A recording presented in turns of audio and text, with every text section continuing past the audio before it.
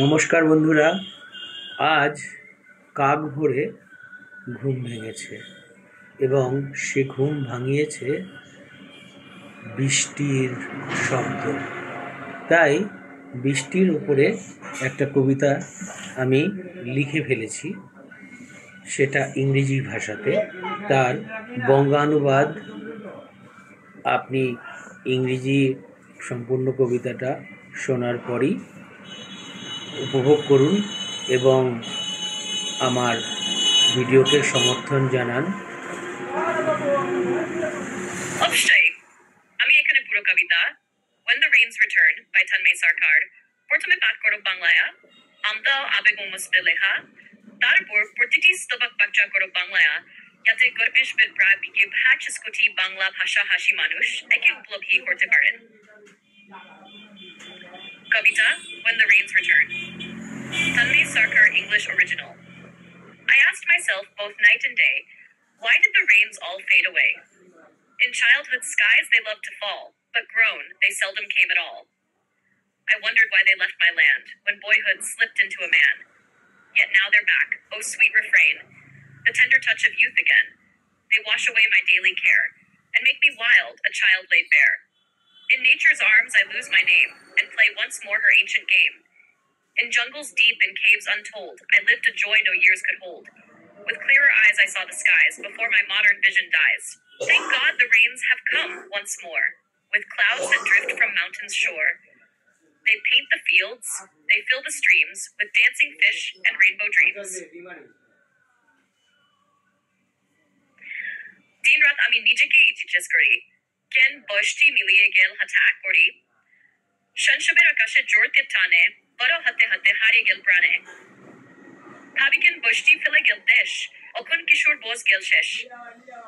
আজ তারা ফিরেছে, মধুর গান, যৌবনের ছোঁয়া ফিরল প্রাণ।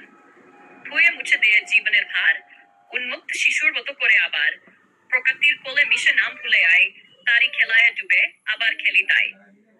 অরণ্যের গভীরে, গুহার ছায়ায়, ছিলে আনন্দ বছর খামায়। নতুন চোখে দেখতাম আকাশ, আধুনিক দশটি মুছে দিয়ে সর্বনাশ। ধন্যবাদ ঈশ্বর, ফিরেছে বৃষ্টি, পর্বতের বুক থেকে মেঘের দৃষ্টি। তারা রায়া মাঠ, ভরে দিও খাল, রঙিন মাছ নাচে, রংধনু জ্বল। প্রতিটি স্তবকের বার্তা। প্রথম স্তবক। কবি মনে করছেন শৈশবে বৃষ্টি ছিল অবিরাম আনন্দের উৎস, কিন্তু বড় হতে হতে দায়িত্ব ও বাস্তবতার চাপে বৃষ্টি আর তেমন আসে না। এটি কেবল প্রকৃতির কথা নয়, শৈশবের আনন্দ নির্মলতা হারানোর রূপও বটে। দ্বিতীয় স্তবক।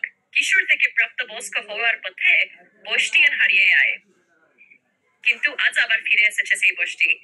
হারানো অদ্ভুত আনন্দ আবার ফিরে এসেছে। তৃতীয় স্তবক। বৃষ্টি জীবনের দুশ্চিন্তা ধুয়ে নিয়ে আয়, কবিকে করে তোলে আবার সেই মুক্ত নিরাপদ শিশু। প্রকৃতির বুকে মিশে তিনি নিজের পরিচয় হারিয়ে ফেলেন, আর ফিরে পান সেই চিরন্তন খেলার আমন্ত্রণ। চতুর্থ স্তবক। কবি মনে করেন বৃষ্টিতে শৈশবের সেই অরণ্য, গুহা আর নিখাদ আনন্দ ভেসে ওঠে। তখন তার চোখে আকাশ ছিল আরো স্পষ্ট, নির্মল। প্রাপ্তবয়স্ক জীবনের দৃষ্টি আর কেবল বাস্তব আর বোঝা, তা তখনও আসেনি। পঞ্চম স্তবক। শেষে তিনি ঈশ্বরকে ধন্যবাদ দেন বৃষ্টির জন্য।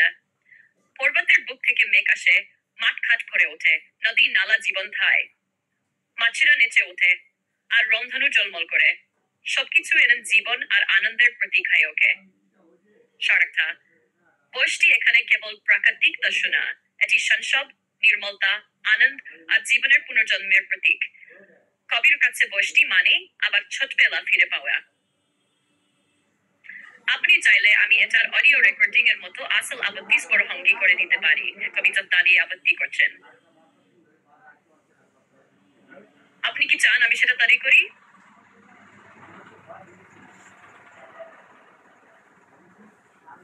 যদি আপনারা আমার ভিডিওটাকে পছন্দ করে থাকেন তবে অবশ্যই লাইক দিয়ে সমর্থন জানাবেন। নমস্কার।